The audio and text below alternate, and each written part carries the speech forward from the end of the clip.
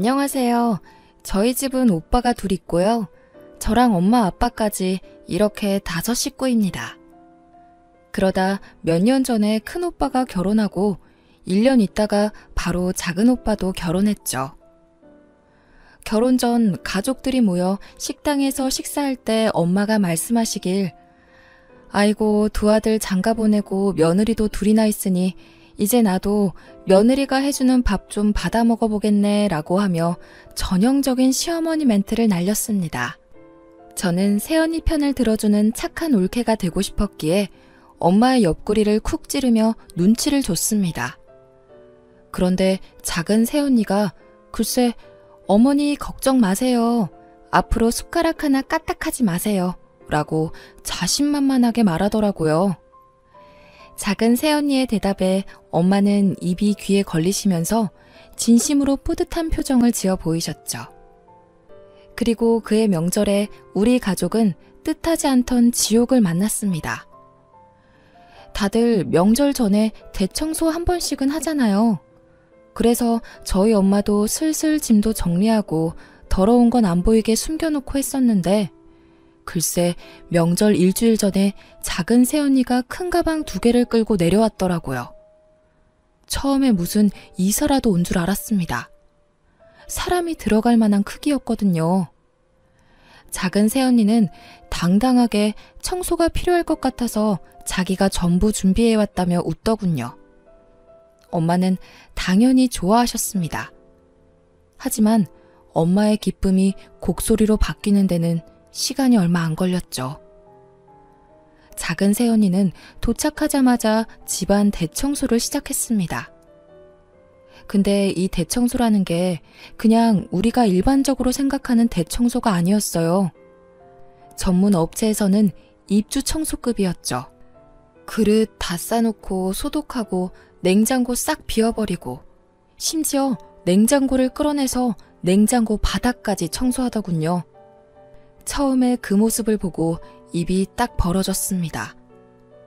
여리여리하게 생겨서는 냉장고와 식기세척기까지 번쩍 들어올려서 밑에 먼지를 닦는데 다들 그렇게까지 열심히 할 필요 없다며 새언니한테 좀 쉬면서 하라고 말했죠.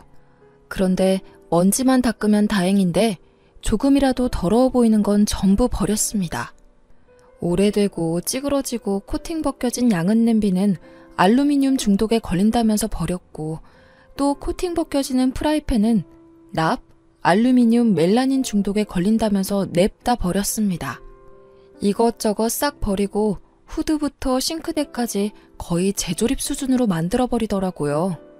저희 집 주방이 오래되다 보니 싱크대 실리콘 부분에 곰팡이가 있었는데 그걸 세제를 이용해서 닦는 게 아니고 실리콘을 전부 긁어내고 새로 했습니다. 엄마는 엄청 당황하더니 이렇게 다 버리면 어디다가 밥 해먹냐고 소리를 지르는데 작은 새언니는 눈 하나 깜짝하지 않고 어머니 냄비 같은 거 아끼지 마세요. 이거 얼마 한다고. 건강 잃으면 어떻게 하시려고요? 라고 대답했습니다. 새언니 말도 전부 맞는 말이라서 그때부터 우리 가족들은 새언니의 행동 하나하나를 관찰했습니다. 저 시집갈 때 주신다고 모아둔 냄비 그릇 다 꺼내서 씻고요.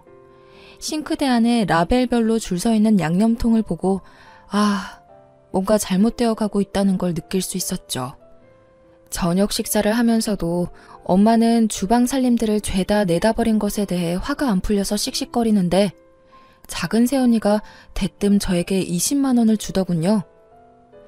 아가씨, 내일 청소 좀 하게 어머니 아버님 모시고 찜질방 좀 갔다가 외식하고 늦게 들어오세요. 라고 합니다. 오늘의 일을 떠올려 볼 때 엄마와 제가 집을 비운다면 얼마나 무시무시한 결과를 초래할지 덜컥 겁이 나긴 했거든요. 그래도 며느리가 자기 돈 꺼내주면서 엄마 모시고 찜질하고 맛있는 거 먹고 오라는데 안 갈 이유가 없다고 열심히 엄마를 설득했어요. 다음날 새벽 5시부터 일어나 주방에서 뒤집는 소리에 신경이 쓰이긴 했지만 저는 엄마를 설득해서 부모님과 하루 종일 나가서 찜질도 하고 저녁도 거하게 먹고 돌아왔습니다. 그리고 그날 밤 집으로 돌아온 부모님과 저는 집안의 살림이 절반 이상 증발해버린 마법을 목격하고 말았죠. 특히 엄마는 대문 앞에 내쳐져 있는 집안 살림들을 보며 망연자실했습니다. 지나가던 동네 사람들이 이 집 이사 가냐고 묻더라고요. 엄마는 기가 막혀 아무 말도 못하고 있고 이제껏 지켜보던 아빠가 화를 참지 못하고 새언니한테는 직접적으로 화를 내지 못하시고 작은 오빠에게 전화해서 난리를 쳤네요. 근데 작은 오빠 하는 말이 작은 새언니의 취미이자 특기가 청소라고 하지 않았냐며 자기도 결혼하고 보니 그만큼 우리 집이 더러웠다고 하더군요. 처음에는 적응이 안 될 수 있는데 막상 하고 나면 속이 시원해지고 후련해질 거라고 버려지는 물건의 미련을 빨리 버리라고 불난 집에 부채질을 하고 있는 거예요. 결국 그날은 그냥 넘어갔습니다. 물론 엄마는 밤새 잠 못 이루시고 들썩거리면서 화를 사귀고 계셨지만요. 다음 날 작은 새언니와 오빠가 집에 왔습니다. 엄마가 작은 오빠와 새언니를 거실로 부르셨어요. 며칠 사이 벌어진 살림살이에 대해서 본격적으로 화를 내시더라고요. 그랬더니 새언니가 핸드폰을 꺼내 청소 전 찍어둔 사진을 보여주며 어머니, 이런 기름때에 곰팡이 덕지덕지 된 곳에서 어떻게 사셨어요? 아버님 보세요. 식당에 갔는데 주방이 이렇게 기름때 있으면 그 식당에서 음식 사 먹고 싶으시겠어요? 먹는 건 그렇다 쳐도 위생적으로도 안 좋죠. 음식에 이런 거 하나 들어가 봐요. 그게 다 몸속으로 들어가는 건데 라며 차근차근 따지는데 틀린 말은 하나도 없고 나름 논리적이라 엄마는 반박도 못하고 거품을 무셨어요. 아빠도 그냥 끄덕이고만 계셨고요. 엄마가 조용해지니 다음 화살은 저에게 날아왔습니다. 새언니는 저에게 다 큰 여자 방 꼬락서니가 그게 뭐냐면서 잔소리를 하더군요.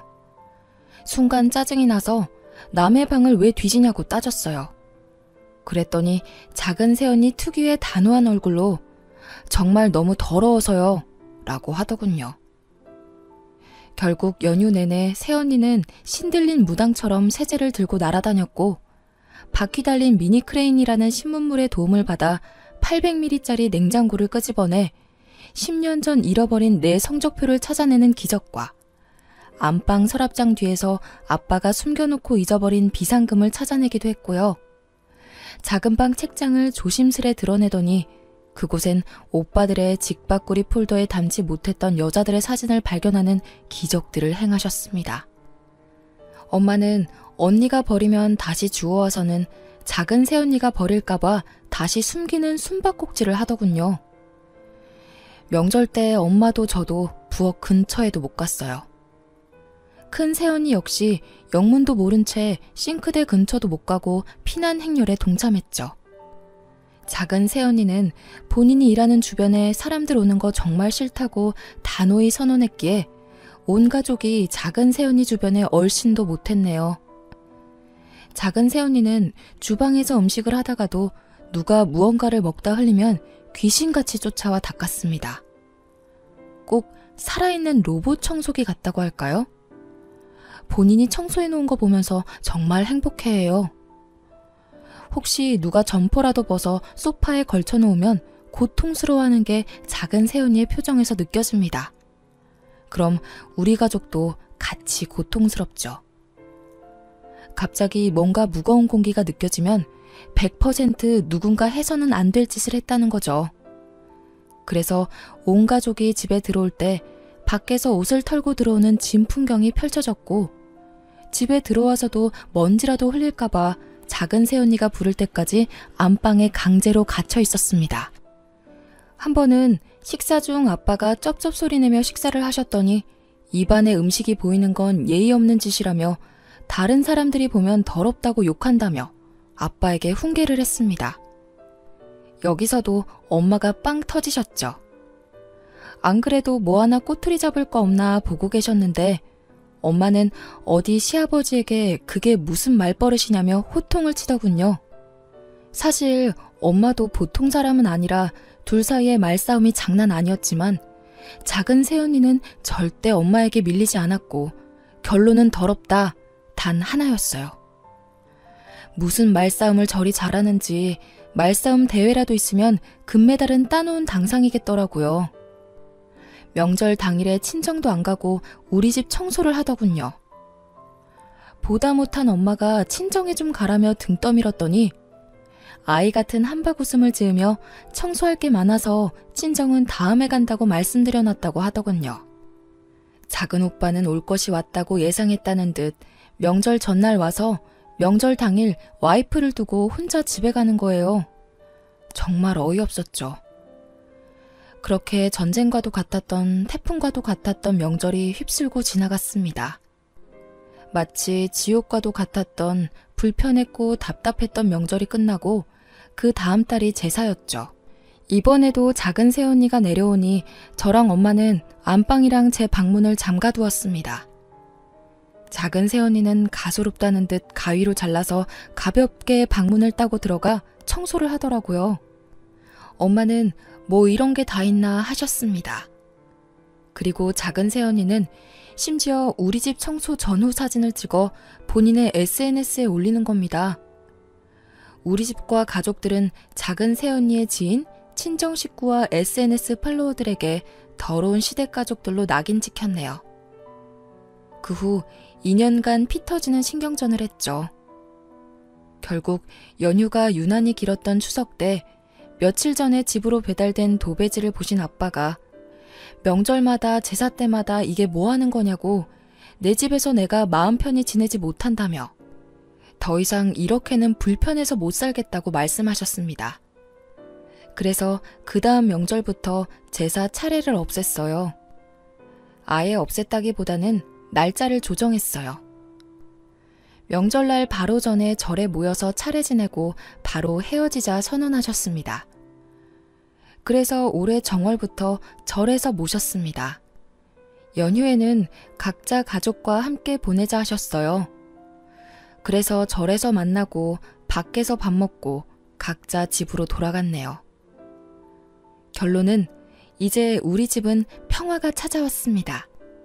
저희 집은 이제 명절 음식, 제사 음식이라는 게 사라져버렸습니다.